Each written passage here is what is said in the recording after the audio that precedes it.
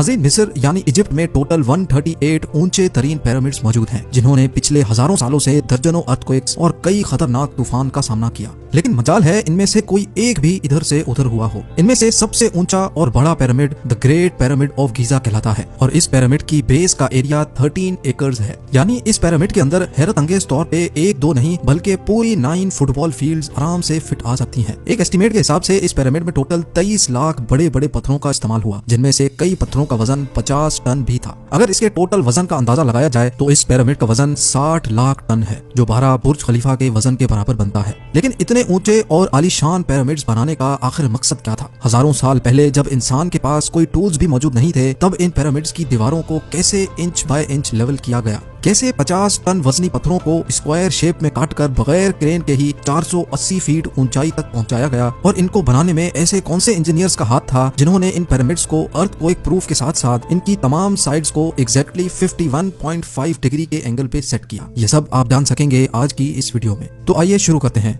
Challenge number 1। कई सदियों से मुख्तलिफ रिसर्च टीम्स इस पिरामिड की कंस्ट्रक्शन टेक्निक जानने के लिए सर जोड़कर बैठी थी कि आखिर इस पिरामिड की हर side exactly north, south, east और वेस्ट पे बगैर कंपास के कैसे सेट की गई होंगी। कई एक्सपर्ट्स का मानना है कि उस टाइम के आर्किटेक्ट्स ने सबसे पहले ऐसी जमीन तलाश की होगी जो लाखों टन वजनी पत्थरों का वजन झेल सके। उसके बाद पोलर स्टार्स यानी वो सितारे जिनकी मदद से अर्थ के पोल्स का पता पड़ता है, उनकी मदद से पिरामिड की हर साइड को मार्क किया गया।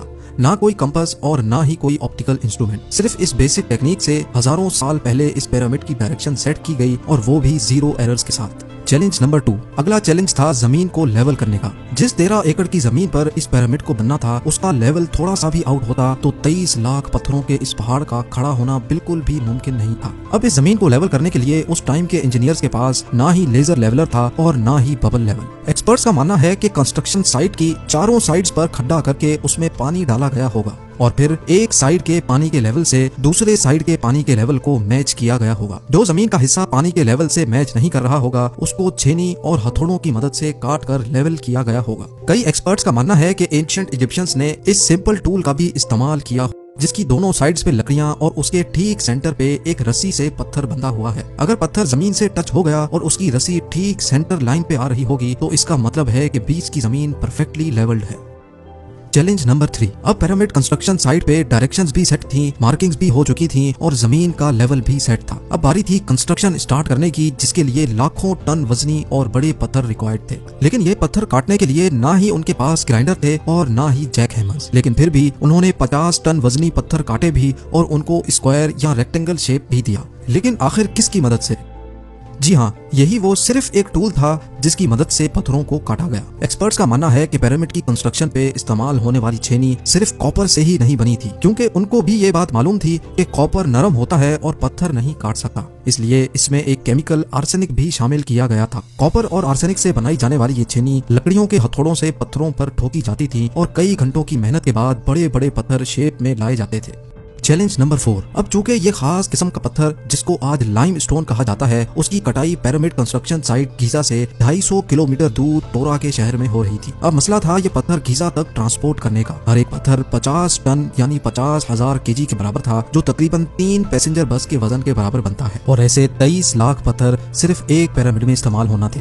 इतना ज्यादा वजन ट्रांसपोर्ट करने के लिए ना ही उस दौर में कोई जानवर काम आ सकता था और ना ही उनके पास ट्रक्स मौजूद थे। हत्ता कि अगर आजकल के जदीद दौर में भी ये काम करना पड़े तो ट्रांसपोर्ट कंपनीज को अच्छा खासा टफ टाइम आएगा। हैरत अंगेज तौर पे ये काम वर्कर्स और कश्तियों की मदद से किया गया। जी हाँ, टोरा और गीजा के दरमियान मौजूद रिवर का फायदा उठाया गया और बड़ी बड़ी कश्तियों में पत्थर लाद कर पिरामिड साइट पर पहुंचाए गए। एक्सपर्ट्स का मानना है कि ये काम इतना आसान नहीं था। शिप्स में इतने बड़े पत्थर की लोडिंग और अनलोडिंग में कम से कम भी 500 मजदूरों की आर्मी एक ही वक्त में लगाई गई होगी। Challenge number 5। जो एक्सपर्ट्स की टीम्स पिरामिड की कंस्ट्रक्शन पर रिसर्च कर रही थी, उनको अब अपने कई सवालों के जवाब मिल चुके थे। लेकिन एक बात उनको हर वक्त सता रही थी कि लाइमस्टोन कट भी गए, ट्रांसपोर्ट भी हो गए और कंस्ट्रक्शन के दौरान एक के ऊपर एक लगना भी शुरू हो गए। मसला ये था कि पत्थर इतनी ऊंचाई तक आखिर पहुंचाए कैसे गए होंगे। कई एक्सपर्ट्स का मानना है कि पिरामिड की कंस्ट्रक्शन से पहले ही ये प्लान कर लिया गया था।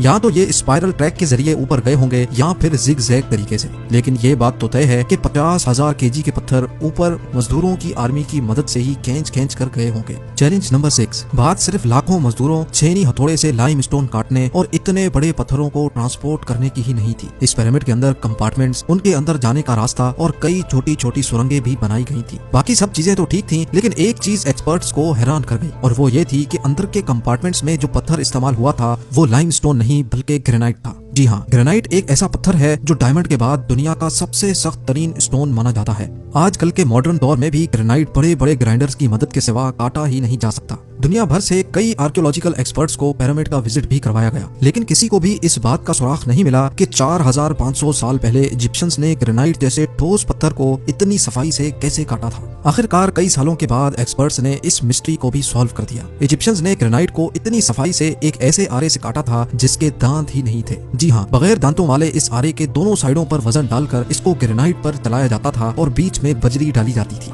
एक्सपर्ट्स का मानना है कि इस तरीके से इतने बड़े पत्थर को काटने में 4 महीनों का वक्त लग जाता था। आखिरकार पिरामिड्स बनाने का मकसद क्या था? इन पिरामिड्स को बनाने में कितने मजदूर एक ही वक्त में काम करते थे? और रोबोटिक कैमरा ने जब पिरामिड के अंदर पत्थर के स्लैब में सुराख किया तो उसके अंदर वो कौन सा मंजर देखा गया जो पिछले 4500 सालों से किसी ने भी नहीं देखा था? ये सब और इससे भी ज्यादा आप जान सकेंगे इस वीडियो के पार्ट 2 में। आप लोगों के प्यार भरे कमेंट्स और लाइक्स का बेहद शुक्रिया। मिलते हैं वीडियो के अगले शानदार पार्ट में।